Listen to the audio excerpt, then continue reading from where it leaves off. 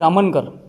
हमने जब जांच की कि ये लड़का करता क्या है, कौन है, कैसा है, तो ये लड़के का पता चला 3 साल पहले ये वो पदाधिकारी के पास में एज ए ड्राइवर काम करता था। उसकी पहले हेल्थ डिपार्टमेंट में ही गाड़ी लगी थी और ये कर्मचारी 2013 में एंटी करप्शन में ऑलरेडी पकड़ा चुका है। कहीं जाली प्रमाण पत्र बना करके ऐसे पत्र बना करके इन लोग दे रहे हैं, तो ये कहीं ना कहीं सील सिक्का बना रहे। सील सिक्का कहीं ना कहीं पूरा जाली है। सब पे गुना दाखिल हो, सब पे एफआईआर की जाए और सब पे सख्त से सख्त कार्रवाई की जाए। क्योंकि एक तो सिविल सर्जन साहब है हमारे अमरीश जी मोहबे, और दूसरे डिस्ट्रिक्ट हेल्थ ऑफिसर, शायद उनका सरनेम वानखेड़े, मेरे को नाम नहीं पता, वानखेड़े, और डीपीएम मैडम है, उनका भी सरनेम वानखेड़े ही है।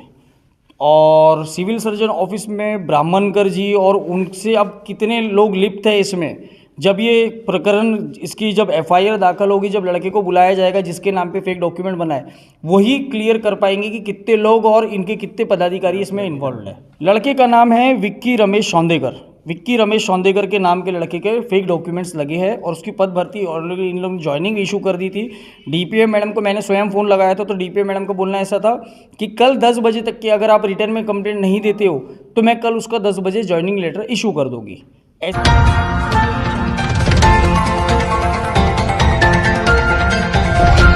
नमस्कार, स्वागत है आप सभी का न्यूज़ प्रभात मीडिया में। मैं मौजूद हूँ इस वक्त रेस्ट हाउस में। यहाँ पे एक प्रेस कॉन्फ्रेंस चल रही है। आइए जानने का प्रयास करेंगे किस विषय में प्रेस कॉन्फ्रेंस रखी, क्या बताएंगे किस विषय में प्रेस कॉन्फ्रेंस रखी और क्या मामला है। गोंदिया जिले में 2022-23 में राष्ट्रीय आरोग्य अभियान अंतर्गत कुछ पद भर्तियाँ निकली थी। पद भर्तियों में ऐसा हुआ है कि civil surgeon, district health officer और डीपीएम, जो एनएचएम की जो डीपीएम है, इनके अंतर्गत ये पद भर्ती निकली थी। और पद भर्ती में ऐसा सामने आया कि कोल्ड चेन टेक्नीशियन ऐसी एक पोस्ट होती है जो हॉस्पिटलों में रहती है अधिकतर, जहाँ पे कोल्ड चेन रहते हैं, स्टोरेज रहता है, जहाँ पे वैक्सीन्स रखी रहती है, तो उसके लिए पद भर्ती निकली थी।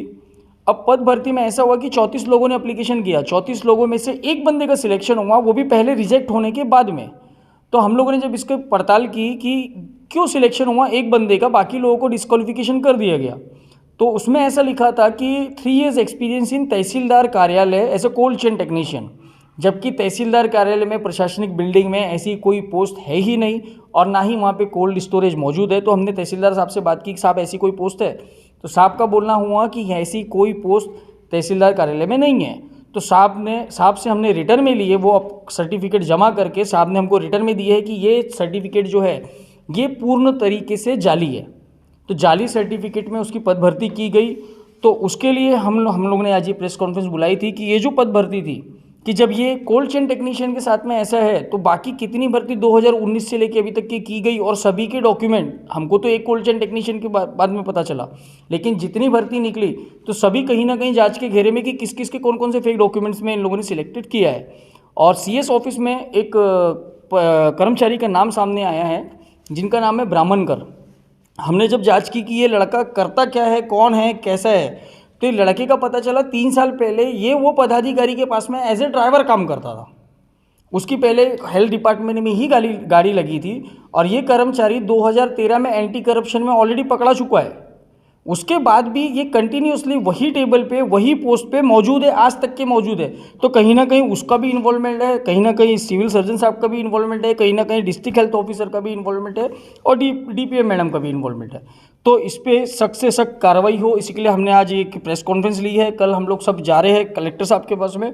कलेक्टर साहब को रिटर्न में इसका हम लेटर इशू करेंगे कि साहब इनमें जितने भी लोग, चाहे वो सिविल सर्जन हो, चाहे वो ये लड़का हो, चाहे वो डीएचओ हो, सब पे गुना दाखिल हो, सब पे एफआईआर की जाए और सब पे सख्त से सख्त कार्रवाई की जाए। क्योंकि ये सीधा शासन के साथ में, कहीं ना कहीं शासन के जो तहसीलदार साहब को जो पावर दिया गया है, उनका ही जाली प्रमाण पत्र बना करके ऐसे पत्र बना करके इन लोग दे रहे हैं। तो ये कहीं ना कहीं सील सिक्का बना रहे। सील सिक्का कहीं ना कहीं पूरा जाली है।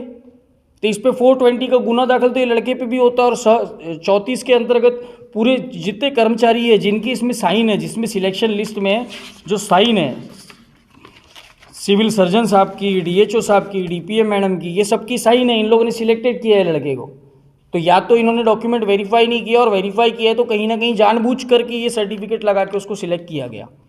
तो यही मांग थी हमारी, और हम इसके लिए अभी हमारे राज्य के मुख्यमंत्री एकनाथ शिंदे साहब को भी एक पत्र लिख रहे हैं कि रिटर्न में हम लोग उनसे भी मांग कर रहे हैं कि ये सिविल सर्जन पे कार्रवाई की जाए, कड़ी से कड़ी कार्रवाई, और डिस्ट्रिक्ट हेल्थ ऑफिसर पे भी कार्रवाई की जाए। साथ ही साथ हम स्वास्थ्य मंत्री हमारे तानाजी सावंत साहब, इनको भी हम एक पत्र पेश कर रहे हैं कि इस विषय पे गंभीर जांच, गंभीर से सख्त कार्रवाई की जाए और इसमें जांच की जाए और इनको तत्काल प्रभाव से निलंबित किया जाए। आपके बताने के हिसाब से मामला काफ़ी गंभीर दिख रहा है। इस मामले में कौन कौन अधिकारी कर्मचारी मतलब घेरे में आ सकते हैं, क्या क्या नाम है उनका? एक तो सिविल सर्जन साहब है हमारे अमरीश जी मोहबे, और दूसरे डिस्ट्रिक्ट हेल्थ ऑफिसर, शायद उनका सरनेम वानखेड़े, मेरे को नाम नहीं पता, वानखेड़े, और डीपीएम मैडम है, उनका भी सरनेम वानखेड़े ही है। और सिविल सर्जन ऑफिस में ब्राह्मणकर जी, और उनसे अब कितने लोग लिप्त है इसमें, जब ये प्रकरण, इसकी जब एफआईआर दाखिल होगी, जब लड़के को बुलाया जाएगा जिसके नाम पे फेक डॉक्यूमेंट बनाए, वही क्लियर कर पाएंगे कि कितने लोग और इनके कितने पदाधिकारी इसमें इन्वॉल्व है। लड़के का नाम है विक्की रमेश सौंदेगर। विक्की रमेश सौंदेगर के नाम के लड़के के फेक डॉक्यूमेंट्स लगे हैं, और उसकी पद भर्ती ऑलरेडी इन लोगों ने ज्वाइनिंग इशू कर दी थी। डीपीएम मैडम को मैंने स्वयं फ़ोन लगाया था, तो डीपीएम मैडम का बोलना ऐसा था कि कल 10 बजे तक की अगर आप रिटर्न में कंप्लेंट नहीं देते हो तो मैं कल उसका 10 बजे ज्वाइनिंग लेटर इशू कर दूंगी। ऐसी कॉल रिकॉर्डिंग पे भी मेरे पास मौजूद है कि यानी कि इतना बोला गया है कि हम रिटर्न में नहीं देंगे तो उसको ज्वाइनिंग दे देंगे, यानी कि हमारे ऑब्जेक्शन का, डॉक्यूमेंटेशन का कोई उनको फ़र्क नहीं पड़ता, उनको डायरेक्ट उसको ज्वाइनिंग ही देना था। तो कहीं ना कहीं कोई ना कोई पैसे का भी इन्वॉल्वमेंट है कि इसमें किसने लिया है, क्या लिया है, कितना लिया है। तो जब एक भर्ती में लोग ऐसा कर रहे तो कितनी भर्ती 2019 के बाद से हुई है, सभी की जांच की जाए और सब पे सख्त से सख्त कार्रवाई की जाए।